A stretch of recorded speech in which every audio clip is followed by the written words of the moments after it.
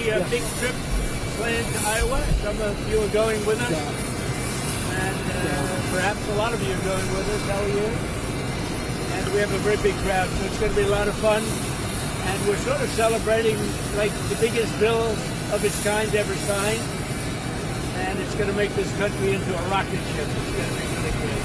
Mr. President. He met with a lot of House Republicans yesterday. Pledge got them to yes.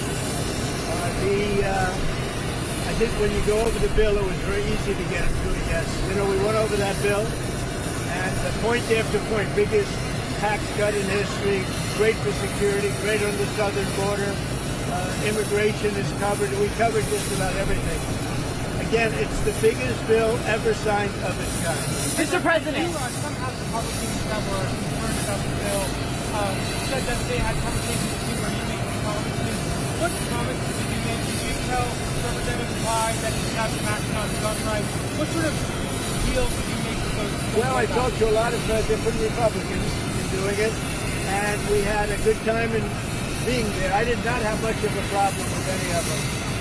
As you know, we had 2 negative votes, but we had whatever it was, the final vote. Yeah, I think a few of them I did, but I think they would have gone yes anyway. What were the deals? No deals. No deals. What I did is we talked about how good the bill is. I mean, that's a deal, I guess, when you think about it. But obviously convinced them, but it was not hard. This is a great bill. This is going to be a great bill. Mr. President. Congressman Ronnie Fitzpatrick was one of 2 no's to vote no to the vehicle bill. Do you want to primary him too? Well, I was disappointed that he did that. There were 2 of them that voted no, so I was disappointed that he voted no. Mr. President. What did your call with Vladimir Putin today accomplish?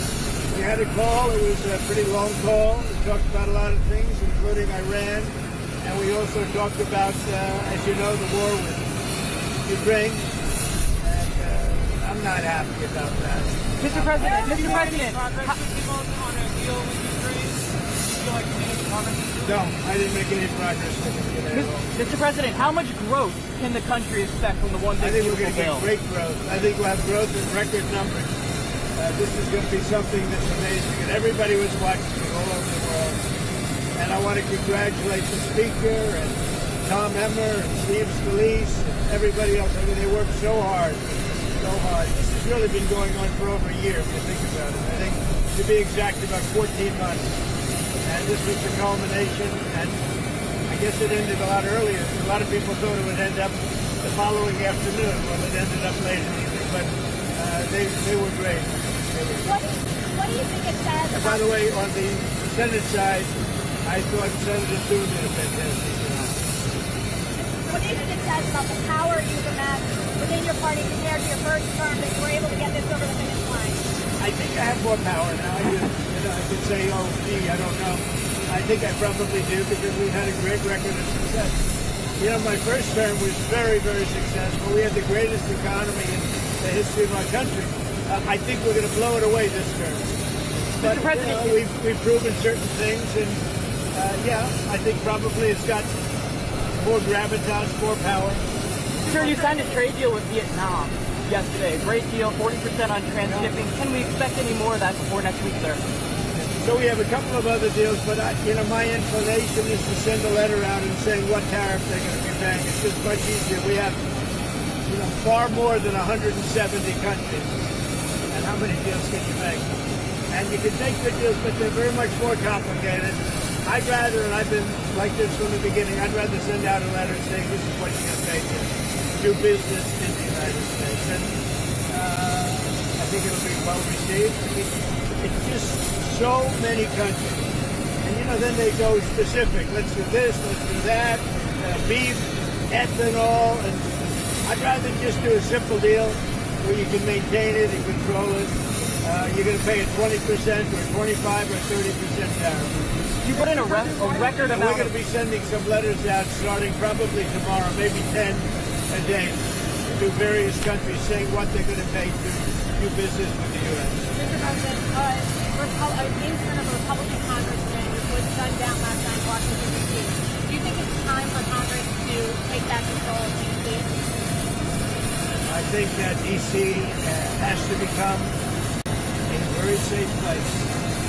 And we're not going to let anything bad happen to D.C. That's our beautiful D.C. And we're not going to let anything bad. And we'll have something to say about it next week. Mr. President, why did you pause weapons to Ukraine? Why did you pause weapons? We haven't. We're giving weapons, but we've given so many weapons. But we are giving weapons, and we're working with them and trying to help them.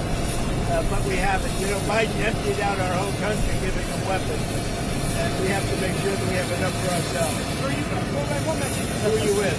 You're wonderful. Mr. President, there's going to be a lot of symbolism tomorrow when you sign the One Big Beautiful Bill on Independence Day at the White House, kicking off the 250 years of American independence.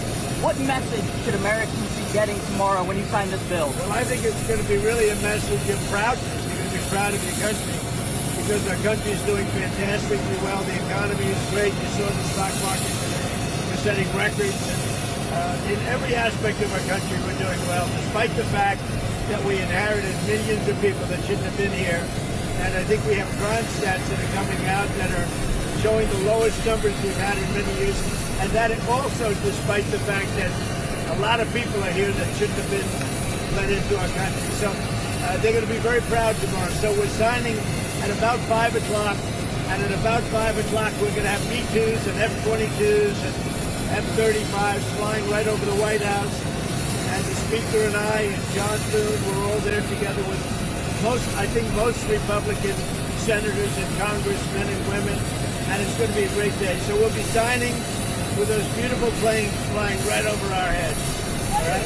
What are your expectations for the next round of talks with Steve Witkoff and his Iranian counterparts? Well, we're going to see. Steve is a great guy. He's a great negotiator.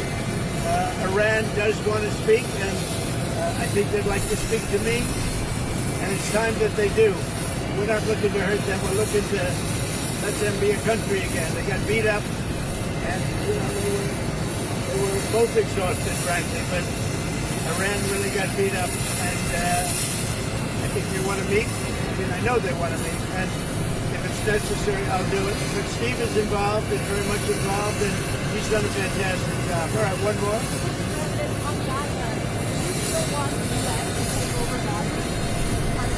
I want the people of Gaza to be safe. I want to see safety for the people of Gaza. They've gone through hell. Thank you very much. Thank you, sir. Thank you, sir. See you in Iowa. Hey, thanks.